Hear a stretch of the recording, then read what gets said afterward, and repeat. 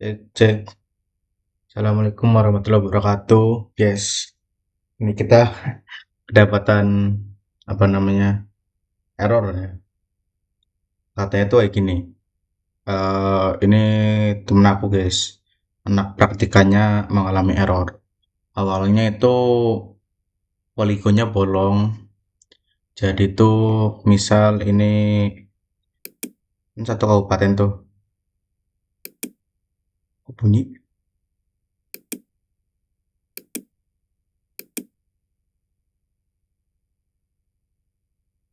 Oh sorry, ini recordernya. Jadi itu dia misal udah ngedigitasi kecamatan Banjar. Terus udah motong juga tiap kecamatan. Tapi ada case kecamatan Bawang itu dia bolong atau apa ya bahasanya ya, kopong gitu guys. Nah, itu udah teratasi. Kalau setahu aku itu kita kan punya dua poligon. Yang satu yang kita potong-potong, yang satu kita buat jadi database atau kita namain batas kabupaten.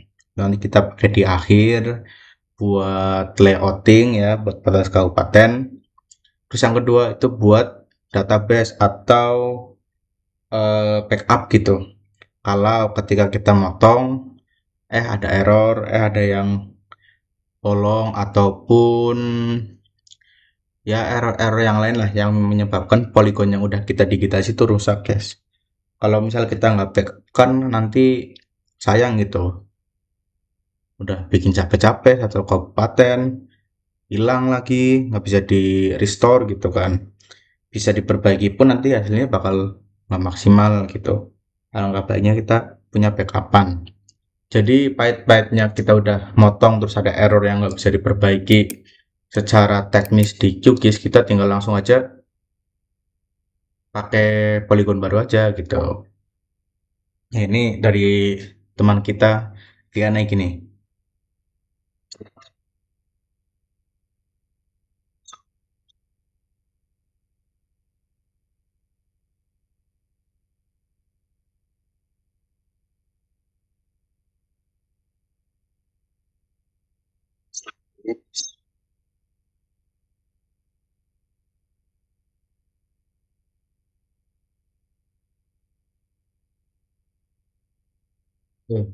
Jadi masalah perkopongan itu sudah clear guys. Tadi katanya tanya ke Meta gitu. Nggak apa-apa banget teman-teman untuk bertanya ke AI gitu tentang masalah misal kalian lagi bikin apa namanya QGIS gitu ya, lagi bikin apa sih polygon, lagi ngedigitasi gitu. Sekarang nemuin error yang mungkin kalian nggak tahu itu kenapa gitu. Kalian screenshot aja, misalkan biasanya ada error-error di sini kan. Gimana sih misalnya? Cara bikin errornya gimana ya? Ya, intinya misal di sini ada warna kuning gitu. Error bla bla bla bla bla. Udah tinggal kalian screenshot, tanyain ke AI, entah GPT, entah Gemini atau dan lain-lain gitu. Itu cukup membantu kok. Aku beberapa kali kalau memang pentok gitu, ini kenapa? Itu aku tanya ke AI. Contoh ketika apa namanya tuh praktikum, tapi anak praktikannya itu dia pakai MacBook gitu. Nah, itu kan suatu perbedaan juga ya. Jadi ketika georeference itu dia ekspornya itu nggak bisa karena format JPG, gimana sih nyebutnya ini ya, format JPEG-nya atau JPG-nya itu dia nggak sesuai dengan yang di MacBook-nya dia gitu. Yes. Nah, AI membantu tuh ngasih tahu secara teknis, ibaratnya textbooknya tuh kayak gini nih, kira-kira. Tinggal kita yang improve. Akhirnya bisa teratasi kah? Bisa. Pinter-pinter kalian aja bikin promnya gitu. Oke, kita ke pasien dulu guys, pasien nomor 3 dalam satu hari dapat 3 pasien. Nah, dia udah 3 reference, oke, nice. Terus dia ada file digitasi SHP, coba kita tambahin isinya apa. Oke, ini nggak muncul apa-apa ya. Ada atribut table. Oke, kosong, berarti ini adalah shape file yang tidak terpakai ya, kesimpulan yang aku ambil. Karena nggak ada apa-apanya. Terus kita, di sini ada lagi nih, GPKG. Nah, teman-teman, kalau kalian tahu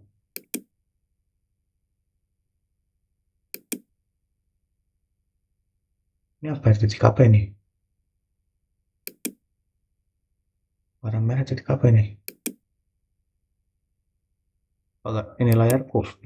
Oh, sorry, ini hardwareku guys. Nah, si kawan kita ini tuh ada satu poligon yang belum terisi, yang dimana itu adalah Kecamatan Bawang. Ini nggak kopong ya, oke lah. Terus ada satu lagi GPKG file yang dimana dia ini udah lengkap ya atribut-tabelnya. Oke, bawangnya oke, sudah ada. Oke, terus kenapa nggak memuncul gitu? Misal nih kalian dua-duanya ke checklist, misal kalian tahunya yang file yang kalian pakai itu adalah yang awalnya digitasi Banjarnegara nih, kita isi dulu nih si bawangnya.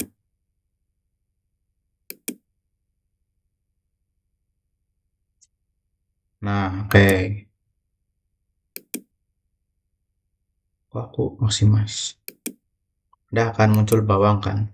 Terus kalau normalnya ini pasti akan bisa categorize, kita buat dari kecamatan, terus ini kita buat configure simple fill, solid udah solid, ini dibikin 0,5 boleh, kita bikin dash dot line. Ada telepon guys, tolak dulu, sorry.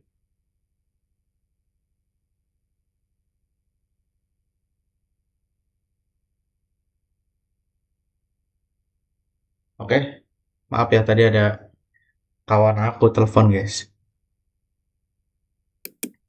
Terus kalian random color bikin bebas lah, spektral ya. Tuh, pasti bisa. Terus misal kalian label, kalian pakai kecamatan, apply, pasti bisa.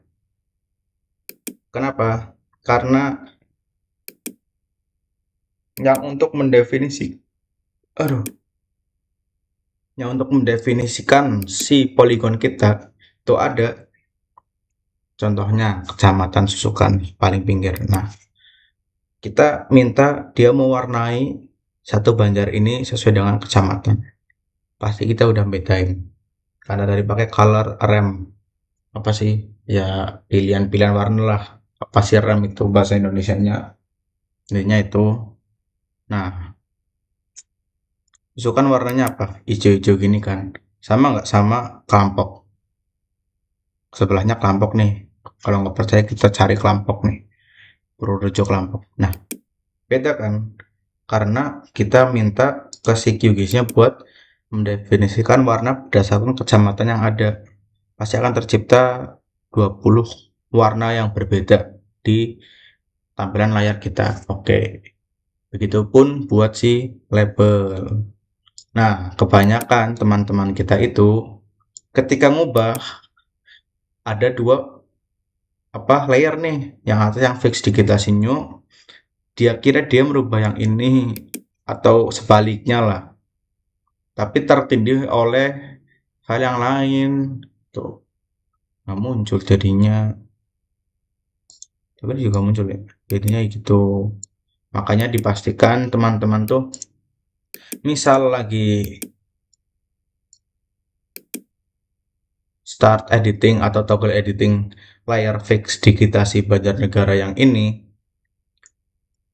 layar yang ini jangan sekali-kali dinyalakan juga, ataupun jangan sekali-kali juga saling menyalakan toggle editing.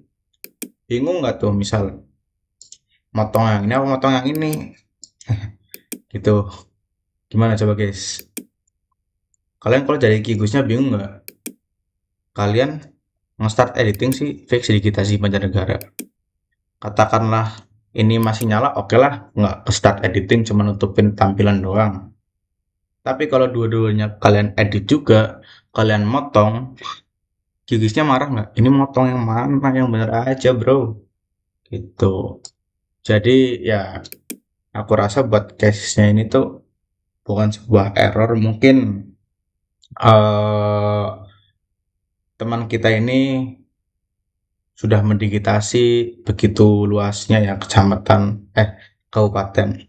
Karena FYI asik for your information guys. Satu kabupaten itu luas loh.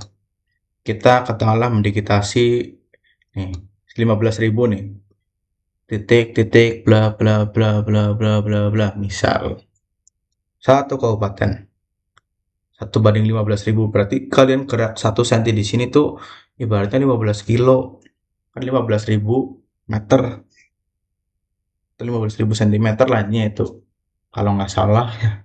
Nah, bayangin luas Banjarnegara tuh ribuan kilometer persegi atau mungkin bisa ratusan ribu meter ratusan ribu kilometer persegi. Capek.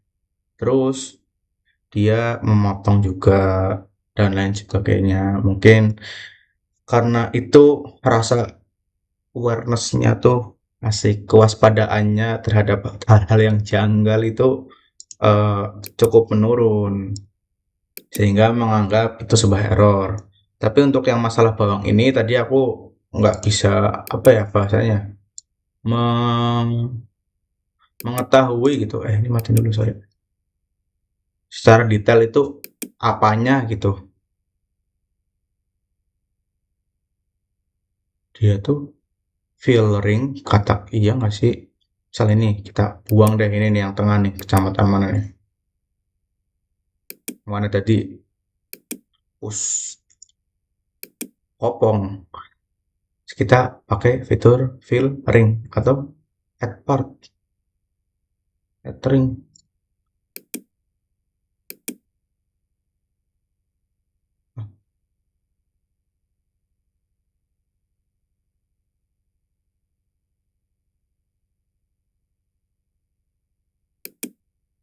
Ini bawah yang itu.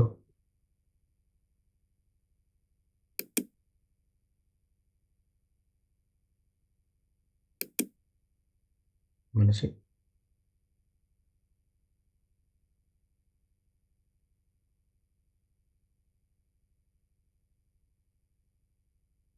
No, bukan ini, bukan ini. Creates a hole in a polygon and fills it with a new feature. Kan, filtering kan, add part. Ini buat apa? Yes. Ya intinya masalah dari teman kita yang katanya bolong ini tuh sudah diatasi ya guys. Tapi mohon maaf saya juga belum explore sampai situ. Kenapa? Karena saya kebetulan nih belum pernah mengalami itu serius. Aku mendigitasi pun misal udah sampai full kayak gini kayaknya alhamdulillahnya juga ya tidak sampai tiba-tiba kehapus atau mungkin tiba-tiba ke apa ya ke delete atau kepotong yang segimananya gitu alhamdulillahnya. Tapi ya orang kan beda-beda apalagi teman-teman angkatan 24 ya terutama ya itu baru menggunakan kan pastinya ada satu dua klik atau lebih yang menyebabkan sesuatu itu menjadi janggal di polygon kalian. Tapi karena sudah bisa teratasi, ya udah nggak apa, ikut senang, ikut lega. Ini bisa kita kembalikan ya ke kawan kita. Oh ya, nih, guys, ini ada dua tipe file ya kalau di QGIS nih. Misal kita ekspor ini, dia formatnya tuh yang paling apa familiar itu sReceive file, SHP. Kalau kalian pengen tahu tuh kayak ini nih, SHP. Dia tuh terdiri dari 4 atau lebih. Yang aku tahu sih sampai 8 tipe file yang bersangkutan ya. SHP itu buat polygon, DPF itu buat database atau attribute table ya. Juga bisa kita buka di Excel gitu. Nah, itu yang familiar karena apa? Karena si ini bisa dibuka di QGIS, bisa dibuka di ArcGIS, ArcGIS Pro, Google Earth Pro, terus kemudian di mana lagi ya?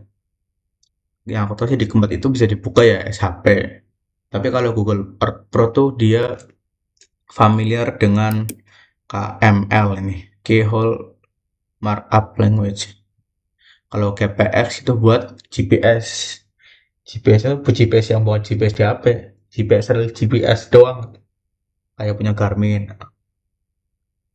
Kalau AutoCAD ini buat teman-teman teknik sipil biasanya tuh. Dia jadi apa ya? Nggak tahu pokoknya mereka kan pakai AutoCAD nih.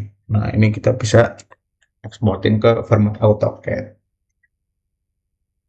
Kalau yang lain-lain kayak GeoJSON, GML, bla bla bla bla ini aku belum explore di yang lain-lain. Nah, kalau di QGIS biasanya dia paling sering tuh kita diarahkan ke Geo Package ini nih. Aku nggak tahu kenapa, apakah ini adalah bawaan dari si QGIS atau gimana. Tapi kalau misalnya kita pakai Geo Package ini, aku tuh kurang paham ya, apakah bisa ditambahkan juga di yang lain gitu. Nah, karena aku lebih sering pakai yang sReceive file. Jadi teman-teman jangan lupa pakai sReceive file ya. Jadi kita ekspor lah ini si siapa fix di kita sinyo nih. Dia bikin save file ke tempat pasien kita guys.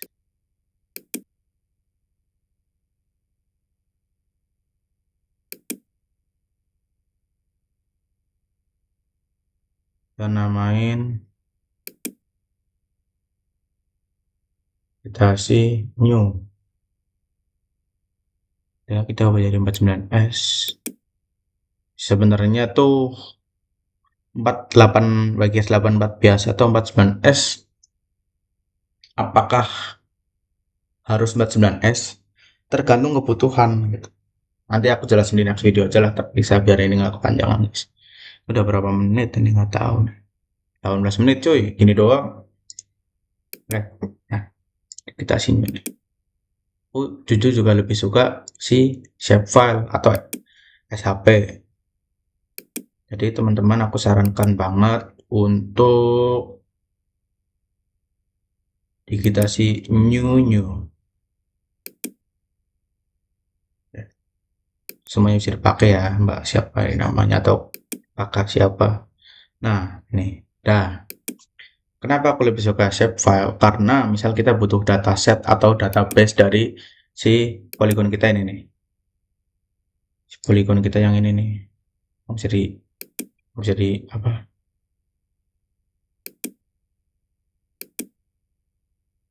Jadi select. Oh, siap-siap. Jadi mungkin gigis kita lagi ini ya, praktek.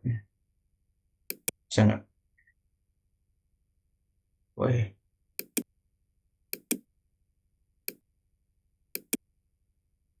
oke. Misal kalian buka DBF-nya ini, open with, open with, yang muncul. Langsung buka aja Excel nih.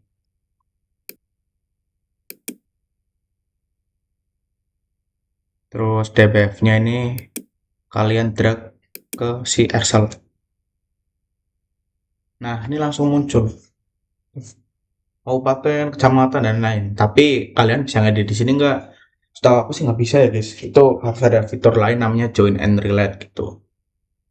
Jadi ini misal kalian udah menyusun kan bisa aja nanti kecamatan, RT, desa dan lain sebagainya banyak tuh.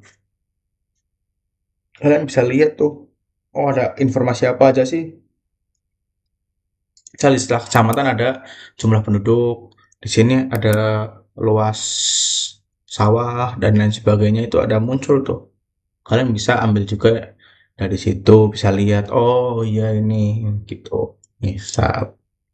Nah itu alasan aku lebih suka sama si SHP atau shapefile ini. Oke aku kira cukup sekian ini udah bisa di apa-apain bisa banget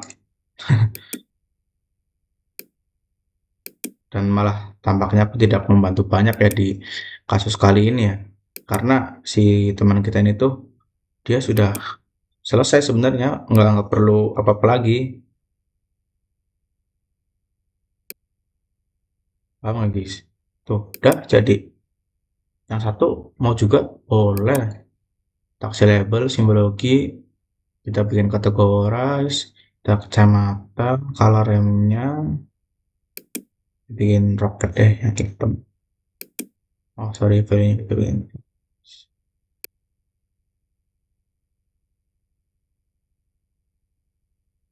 Tuh, jadi. Oke, terima kasih udah bertanya. Semoga membantu ya. Intinya itu guys, kalian harus teliti, kalian harus apa tahu konsep dari QGIS itu gimana, tahu konsep digitasi itu ngapain, tahu konsep apa split fitur itu ngapain. Oke, jadi kalian tuh nggak bingung dan kalian juga harus tahu layar. Di sini kita juga bisa browser, kita bisa lihat di sini folder kita guys. Misal QGIS nih, udah latihan.